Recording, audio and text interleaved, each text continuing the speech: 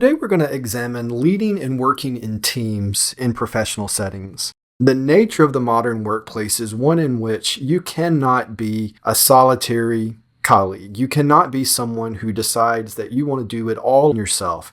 You are going to work in teams professionally. Why is this important to you? Because 75% of individuals in the professional workplace report that they always or often work in teams. I like this quote from the textbook that says, "Rarely do big ideas emerge any longer from the solitary labors of genius," meaning you have to be surrounded by other people in order to be successful now. That rarely are you now going to be able to have that type of success on your own. Being a solo player isn't an option in today's workplace. I tell students when we talk about interviewing and we look at things like personality at work, that you can't go into an interview and say, you know what, I really would like this job. However, is it possible for me to have a cubicle that's not near anyone else? I really don't want to work with people.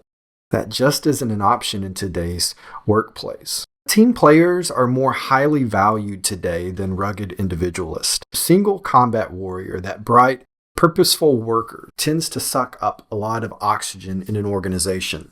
And now they're often seen as too difficult. And getting good players is easy. Getting them to play together is the hard part. I think both of those quotes are applicable. When I was a sales manager at Bank of America, I was responsible for hiring new sales members. And I can tell you from firsthand experience, I did not often hire the most qualified individual on paper, the person who had the most experience or the best experience. Who I hired were people who had good personalities, who were easy to get along with, because I could see those people working in my organization and getting along well with the other people, the existing employees that I already had there. And so that team environment and preserving that team environment was very important to me. So I would look for people who had really good personalities, and I would hire those people before I would hire someone who just seemed a little bit combative or someone who just didn't seem like they may be the best team player. And so you see more and more of that this idea of camaraderie at work and getting along well with others is still an important attribute to have, because being a solo player is not an option for us professionally. There are some benefits to working in teams in organizational settings. Working in teams tend to produce greater productivity. That's where we have that saying, 2 heads are better than one. You might have heard that expression before, where it says well-conceived and efficiently operating teams, they produce more solutions than individuals who go at it alone.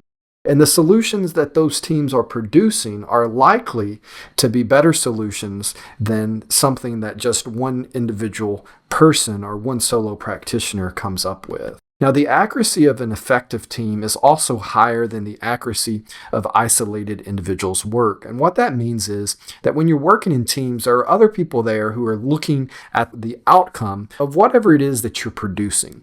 So if you're producing ideas, or maybe you're producing actual physical products, if you are the only person working in that environment, there's no one really behind you to sort of check and make sure that everything was produced accurately, the way that it should be, that it is correct. So when you're working in a team environment, there are other people there to support you.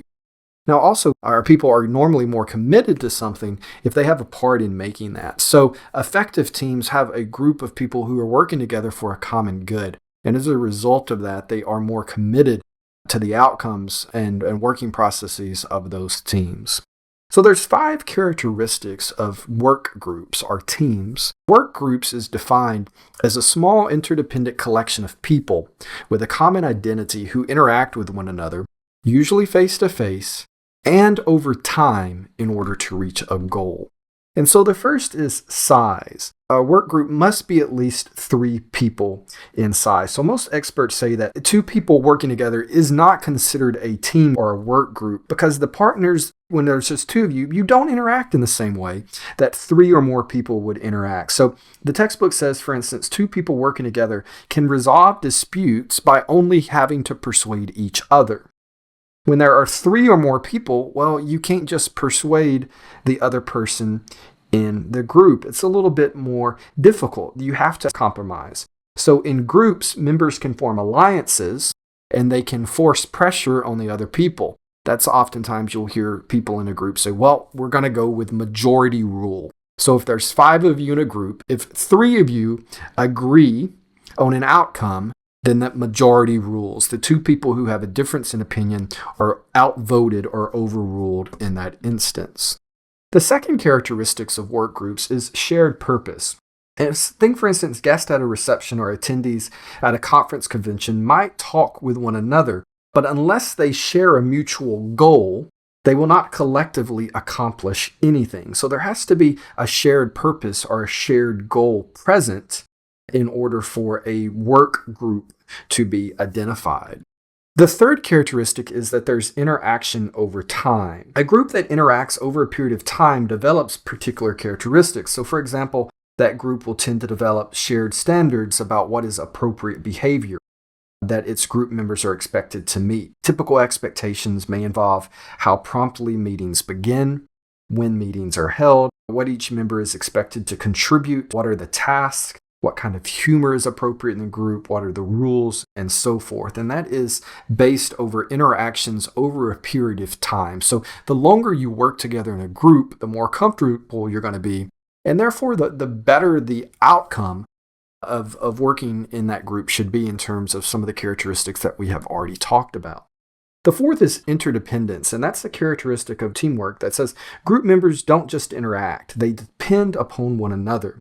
So consider the workers in a restaurant. If a kitchen crew fails to prepare orders promptly or correctly, then the server's tips will decline. I used to wait tables when I was in college myself, and so there was nothing worse than when the cooks messed up an order or an order was delayed in the kitchen, because I knew that those customers did not care in the slightest that I was not the one who personally created the problem with their food. But guess who was going to pay the price for that? I was. As the server, they were going to take their frustration out on me.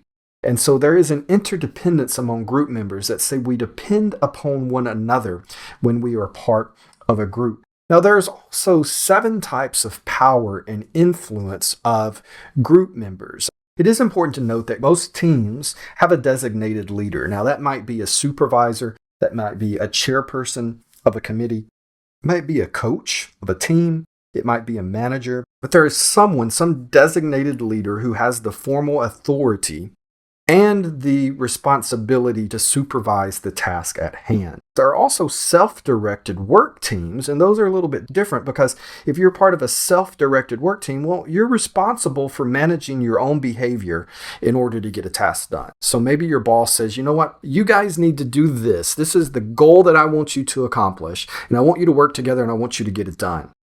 And then just get back to me with a solution. Your boss doesn't designate a leader and he says, I'm not going to be the leader. I'm not going to supervise you. I want you to figure it out. You come up with the time, you meet, you come up with the solutions, and you figure it out. So that is a self-directed work team versus a designated leader. So as we look at the 7 types of power and influence of group members, this is important because I want you to remember here that when you are part of a group or part of a professional team at work, you are going to run into these different types of power. And now this might be someone exhibiting these power characteristics on you, or you may be the person who has the ability to exert this power depending upon who you are and your position at work. So the first is position power. And position power is just our ability to influence other people that comes from the position that we hold. So the most common example of this is to think about your boss. Your boss at work has position power over you. Because they are your boss, you listen. There are consequences when you don't. You are fearful of not completing something that your boss asks you to do because they have position power over you. So if someone has direct ability to do something to you for failed consequences, then that person has position power. The second type of power is going to be coercive power. When someone has the power or the ability to punish you, coercive power is going to be the power that your boss has. So your boss has position power because of the position that they hold above you. Coercive power is your boss then turning to you and saying, you know what, it would really be a shame if you didn't get this done. if you weren't able to successfully do this because that is something that I really need people who work for me to be able to do. Well, that's coercive power. That's using your position and your power as a way of coercing or convincing other people to do something. The third and the fourth here is reward power and expert power. Now, the flip side of coercive power is reward power. So that is when you have the ability to reward someone, to give someone something in appreciation or return for someone doing something. So you're not trying to coerce people in a negative way like coercive power, but instead you're trying to reward people. So group members can give their own rewards, and this may take the form of social payoffs. It may also be increased goodwill and task-related benefits, such as voluntary assistance on the job. So that's reward power, the ability to provide something that is usually tangible. So the most obvious rewards are going to be pay raises, better working conditions. My boss, when I first got out of college working for Citigroup, they would give us time off. They'd say, okay, the most effective team member this month, based off of whatever metrics they come up with, is going to get a day's paid vacation. Well, that was worth working for me. I would work for that because that was reward power. Now, the fourth is expert power. And expert power comes from the group's recognition of a team member's expertise in a certain area. So you're working together in a group and you recognize that someone in your group has a lot of experience in that specific area. And so you defer to that person because they have expert power or they are someone who is knowledgeable about whatever it is that you're looking at. Now, two problems can arise with this. One is maybe management doesn't recognize a knowledgeable team member. So you're working in a group and your supervisor or whoever is leading the group, they don't recognize and say, you know what, Rick, I know you have a lot of experience. Why don't you lead the charge on this specific item this next week? And maybe they just don't recognize me at all. And instead they give someone else the ability to it. And I'm thinking to myself, but wait, I'm really knowledgeable. And that's my area of expertise. Why would you let them do it? Or why would you assign the task to them instead of giving me the opportunity to work on that? So that can be one problem. And the second problem is when someone portrays themselves as being an expert or qualified, but they really aren't. So maybe the group says, you know what, Rick, why don't you take the lead on this because we think you're a really good, knowledgeable person in regards to such and such. And maybe I'm not, and I don't speak up. And now all of a sudden that can create problems because they've granted me expert power when I'm really not an expert. Referent power refers to the influence that a member may possess due to the ways that other people in the group feel about them. Now, this is interesting because referent power, we think of the word respect. What does it mean for you to respect someone at work? That could mean a whole host of things. Maybe that's someone who is just always really nice to you. Maybe it's the guy in the cubicle who's always smiling and friendly with you and asks you how your day was or how your weekend was, and who takes a personal interest in being a good colleague of yours. That might be referent power. It could also be based out of attraction or just the fact that we like somebody. So referent power, oftentimes we think of respect, but there are different reasons that we respect someone. But referent power is giving certain members of a team more power because we like them or we respect them. Information power is a lot like expert power. Information power is the ability of some members to influence a group because of the information that they possess. Now, it's important to note that the information is different from expert power. And that's because if you think about an expert possessing some form of talent, we generally think of that based off of training or education. So I am an expert. I would be considered an expert power of communication because I have 3 degrees in communication. I have a Bachelor of Communication, a Master's of Arts in Communication, and a PhD in communication.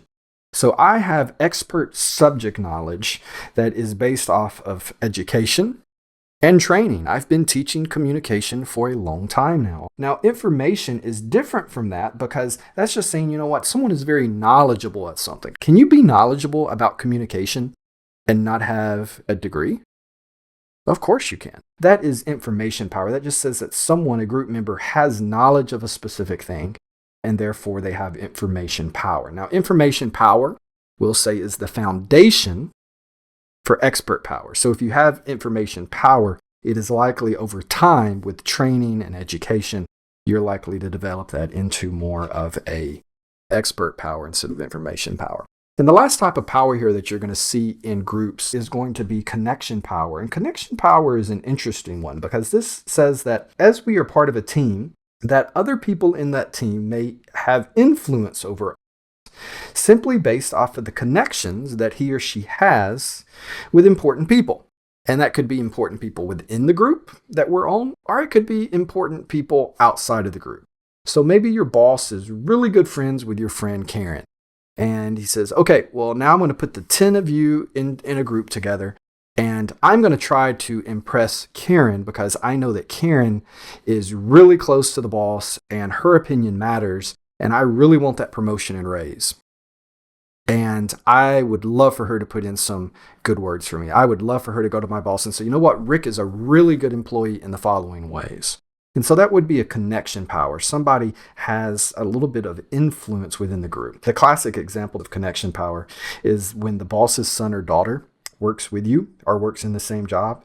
And while the boss may say things like, you know what, just treat my kid like any other employee. Well, are you really going to treat them just like any other employee? That's the boss's son or daughter. Of course you're not, even if it's subconscious.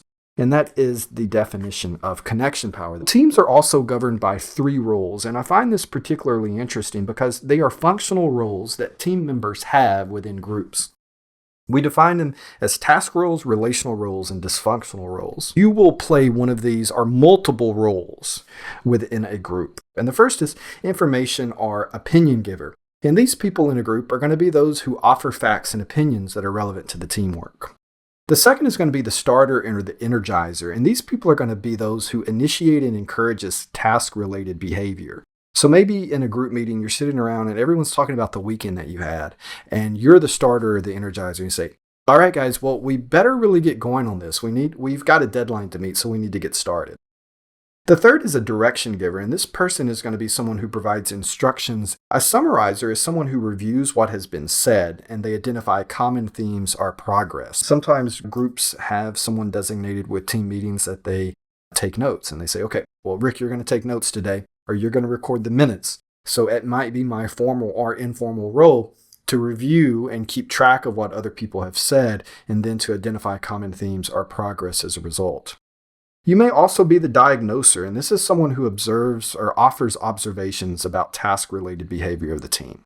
So you may say, well, we really seem to be spending a lot of time on the following. You are making observations and giving that information to the group.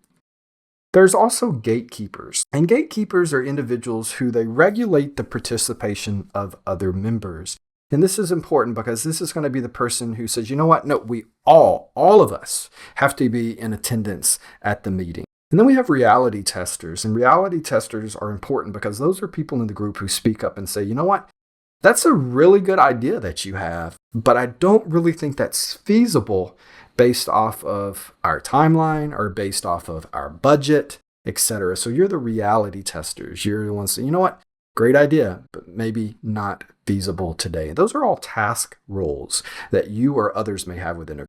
The second type of role is relational roles. And in relational roles, we have participation encouragers. And these are people who encourages those quiet people within the group to speak. And we let them know that their opinions are valued and that their contributions will be well received. And so sometimes people are quiet and maybe they don't speak up on their own. And you may have someone in the group say, okay, Stacy, what do you think on this? What's your ideas? And so in asking and doing that, you are encouraging participation from all group members. We also have harmonizers, and harmonizers are people within the group who they resolve conflict. And so sometimes when you get group members and they're going at it, they're just butting heads with each other. They're unwilling to compromise or reach a solution. Someone else in the group is actually the person who steps in and resolves that conflict. They are the harmonizer.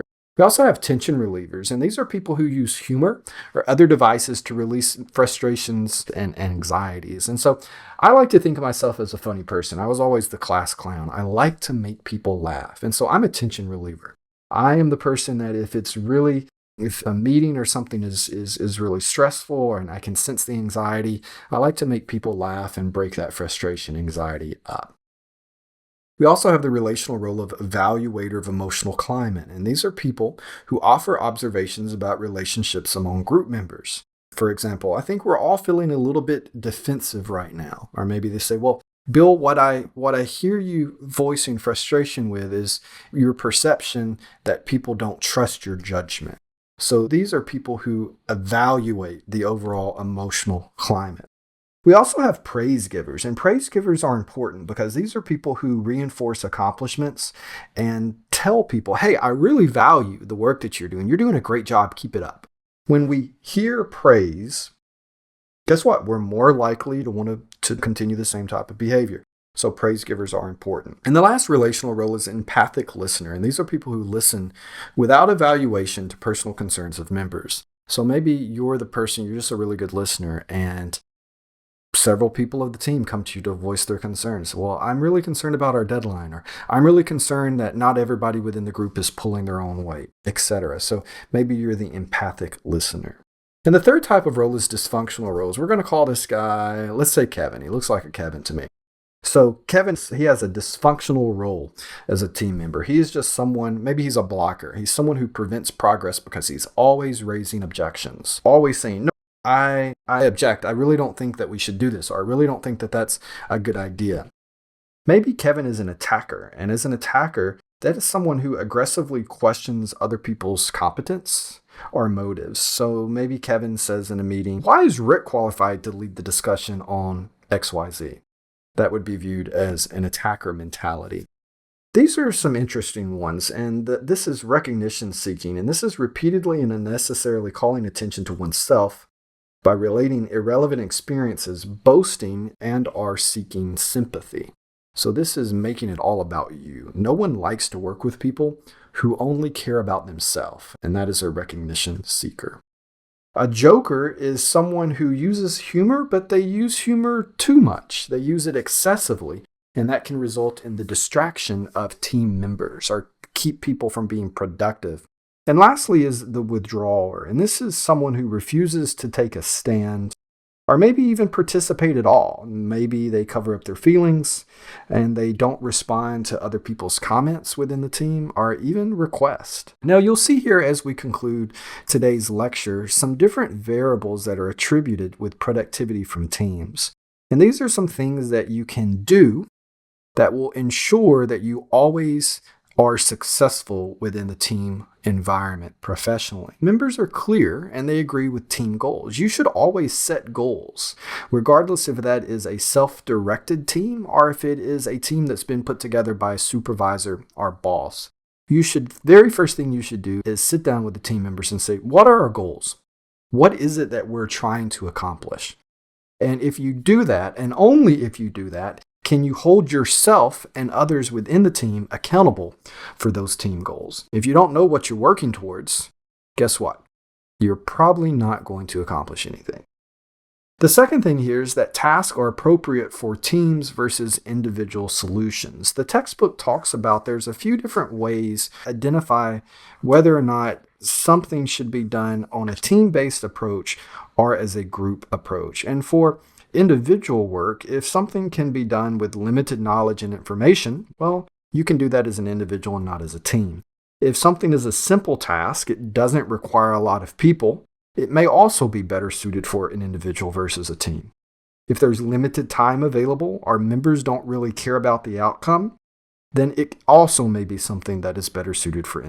But if a task requires a broad range of knowledge and our talents, then the more people you have, the better. So a team is going to be superior to an individual if it requires a lot of knowledge or experience. If a task is complicated, it is also probably better suited for a team because you're going to have the experiences and the know-how of team members that is going to allow you to be more successful. If there is time available for deliberation, you may also be more likely to be successful as a team. And if members are motivated to succeed or they have higher standards of performance, then a team environment may also be better. So you can go through and you can look at some of these other roles here that are going to be important in order for you to be successful as part of a team. In my own professional opinion, I can tell you this. Some of the things that I valued working professionally with people in teams boils down to this last slide, and that is be a colleague, not a coworker. Anybody can be a coworker. Coworker is a title that you earn the minute you get a job. You will be a coworker because you are going to be someone who does the same type of job or works at the same place as other people. So unless you own and operate your own small business and you are the only person in the business, you're going to have coworkers. But being a coworker isn't enough. In my professional opinion, the people that I valued most, the relationships that I valued most, the jobs that I was most successful in, I had good colleagues. Not coworkers. I had good colleagues. What makes a good colleague? We think back to our conversations on professionalism. There's some things that tie in here. One is, do you do your job? Do you show up on time? Are you there? Are you present? That's the start. And when you're there, are you friendly? Are you fun to be around? Do you engage with other people? And the third thing, the thing that I really valued most professionally was, are you supportive? Do you ask your colleagues, how can I support you? How can I help you? Rick, I see that you're really busy on this project that you've been working on. What can I do to support you? What can I do to help? Supportive colleagues earn our respect. Now, the really cool thing about that is if you are a supportive colleague to other people, if you're present, if you're engaged, if you're nice to other people, if you help them, they will be there and support and help you when the day comes, as I guarantee you it will, that you also need help. So it's this reciprocity relationship. If you're a good colleague, people will be a good colleague in return and they will support you. And in my opinion, when it comes to working on teams, that's the best thing that you can do is have a colleague mentality. Always look and say, what can I do to make this team better? What can I do to help my colleagues? And my final advice for you is to, while you should do things for the desire of being successful, you want to be successful at what you do. Don't lead with that. Don't only do something if you think you're going to get recognition. Because a lot of times you won't. Maybe your team gets recognition. Maybe someone else actually steals your recognition. That can hurt our feelings and really affect our mentality on a team. But I promise you, if you're a good colleague and you're successful, that's going to come back to you. It will.